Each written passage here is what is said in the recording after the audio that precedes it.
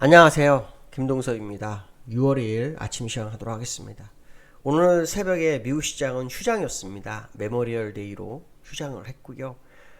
유럽장은 개장을 했습니다. 그 중에 영국은 스프링뱅크 할리데이로 휴장을 했고요. 여타 국가들은 개장을 했습니다. 독일하고 프랑스가 대표적인 그 유럽 국가잖아요. 0.5% 정도 하락을 했는데요. 어제 유로존에서 독일하고 스페인에서 그 소비자 물가 지표가 CPI가 발표가 됐어요. 이게 좀 잘 나왔죠. 그건 결국 이제 인플레를 우려하게 되는 그런 상황이 돼버렸다 이렇게 보시면 될 것 같고요.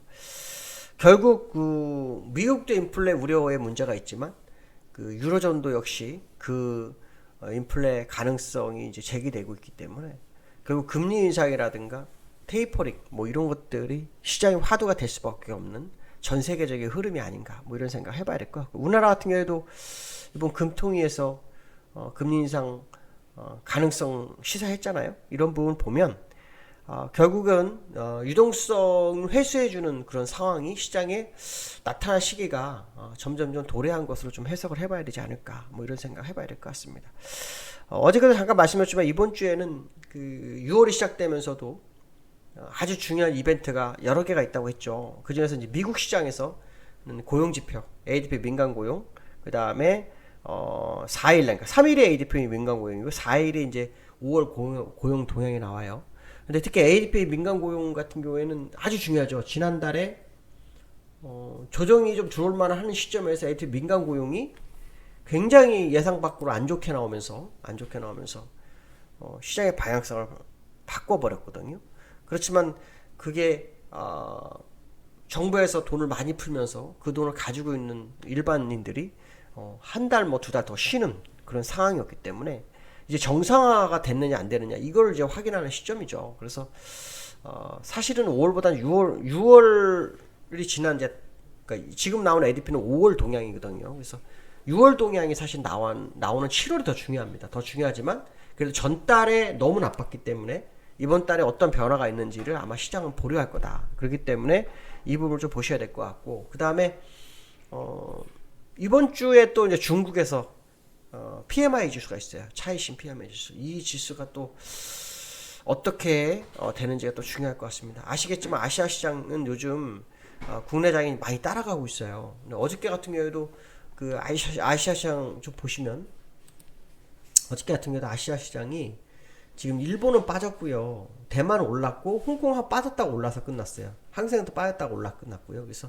그 영향을 좀 받았던 그런 우리나라의 모습인데, 어쨌든 이 아시아 시장도 혼조세의 모습을 보이고 있어요. 거기서 이제 중국이 얼마나 기술적으로 약간 돌파되는 모습을 좀 보였잖아요. 중국 시장 보시면 돌파되는 모습 보였기 때문에 이번에 PMI 지수가 상당한 의미를 부여할 수 있겠지 않나 이렇게 생각을 한번 해봐야 될 것 같습니다. 특히 미국의 기술적 분석상으로 오늘 시작을 했지만 아주 중요한 기술적 분석을 보셔야 되겠죠. 일단 다우와 나스닥의 모습을 좀 보시면요, 나스닥은 지금 그 5일선 위에서 움직이는데 양은 위쪽에 올라갔죠. 근데 후행 스팬이 이제 공간이 아직 없어요. 옆으로 좀 기어야 될 수도 있는 그런 차트의 모습이고요. 다우 같은 경우에도 지금 보시면은 지난 그 목요일 윗꼬리를 메워주는 음봉이 하나 나왔죠. 그래서 5일선 일단 우상향 중인데, 그나마 그 다우가 나스닥보다는 차트가 더 좋아 보이는 그런 상황이죠. 그러나 주봉 상태를 보시면 여전히 추세선 안쪽에 있는 상황이라서 추세선 돌파되는지 안 되는지가 굉장히 중요한데, 현재 추세선 값은 지난번에 35,000 정도 선에까지 남아 있습니다. 그래서 지수를 한 500포인트, 한 1.5% 남아 있는데 어떤 식으로 방향을 틀지 이거 확인해야 될 것 같습니다. 근데 기술적으로는 사실 이 자리가 돌파하는 게 쉽지는 않을 것 같은데 돌파되는지 좀 확인해야 될 것 같습니다. 두 번째로는요, 5월이 끝났잖아요. 근데 5월의 수급 동향을 한번 봐야 될 것 같아요. 근데 5월 달에 외국인들이 매도가 굉장히 많았어요. 그나마 마지막 날은 매수로 바뀌었어요. 어저께 수급을 좀 보시면 지금 이게 이제 그 수급 그 5월입니다. 5월 1일부터 5월 30일까지. 그러니까 30일까지만 했어요. 31일은 일단 아직 표시는 안 했습니다. 30일까지 보시면은 외국인이 9조를 팔았고요. 개인이 6조 4천억을 샀고요. 기관이 2조 7천억을 샀어요. 근데 이게 이제 그 31일을 기준으로 보면 좀 얘기가 달라집니다. 8조 4천억 정도. 그 다음에 기관은 2조 대 밑으로 떨어져 버립니다. 그래서 떨어지고 개인이 6조 7천억이 됩니다. 그래서 일단 수급적 전체적인 부분은 외국인이 한 달 내내 파는 걸로 좀 나오고 있죠. 파는 걸로 나오고 있다. 기술적으로 그 코스피 위치에서 보시면 그런데 어저께 외국인이 샀어요. 그렇죠? 자, 어저께 보시면 외국인이 5천억을 샀어요. 5천억을 샀고 그 다음에 기관은 팔았고요. 그렇죠? 그러니까 이런 부분을 보시면 일단 어저께 외국인의 기관의 의미가 상당히 있을 수 있겠다. 뭐 이런 생각도 해볼 수 있겠죠. 그런데 이제 기술적으로 보면 이 코스피 차트를 좀 볼게요. 기술적으로 코스피를 보시면 현재 위치가 외국인이 사기가 만만치 않은 자리인데 이제 들어오고 있어요. 그렇죠? 아까 일자로 보시면 이틀이 들어왔어요. 이틀이. 그렇죠? 이틀이 들어왔습니다. 이틀이 들어왔는데 이 자리를 보시면 이제 이런 해석을 할 수가 있어요. 지금 이게 코스피 주봉이잖아요.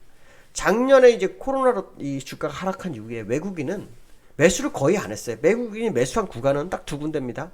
자, 여기에서 3조 5천억 정도 샀고요. 여기서 3조 5천억 샀습니다. 그래서 요 3조 5천억 사고 다 팔아서 8조 정도 팔았다가 3조 5천억 샀다가 다시 3조 5천억 팔고 다시 나머지 8조, 요게 한 달 동안에 8조로 파는 거예요. 그러니까 요 주봉을 한 몇 개면 7주 사이에 외국인은 거의 12조 정도 파는 거죠. 12조 넘게 파는 거예요. 요거 3조 매수한 거를 인정해버리면 12조 넘게 파는 거예요. 그 상태에서 어저께 마지막 날 매수 5천억을 했어요. 그럼 여기서 여러분들 한번 이제 상식적으로 생각하세요. 이제 제가 말하는 거는 외국인이 기관할 거냐 말 거냐에 대한 생각을 이제 수급적으로 동향을 보는 거예요. 어제 매수를 했기 때문에 여기서만 16조를 팔았어요. 17조를. 그 상태에서 지금 이 주가가 변동폭이 고점에서 저점 사이에 어떤 뭐 박스권 하단까지 간 것도 아니에요. 그렇죠? 여기는 고점에서 매도가 된 상태예요. 그 상태에서 외국인이 그 돈을 다시 걷어들인다. 그게 가능할까에 대한 생각입니다. 물론 지금 그거 사고 있으니까 되고 있잖아. 이런 얘기 하시면 그런 의미가 아니죠.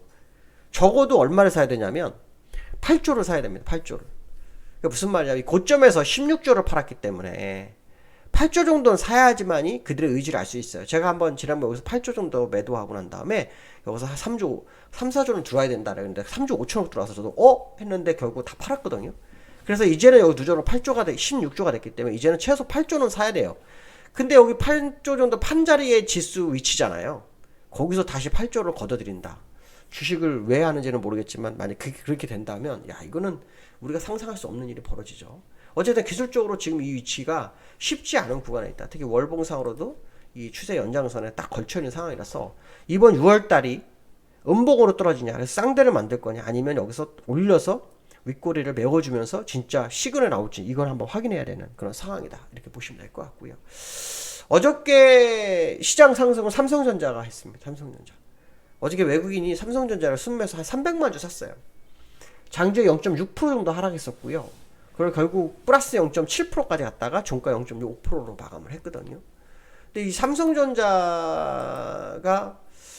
한번 차트를 좀 보겠습니다. 삼성전자 차트를 좀 보겠습니다.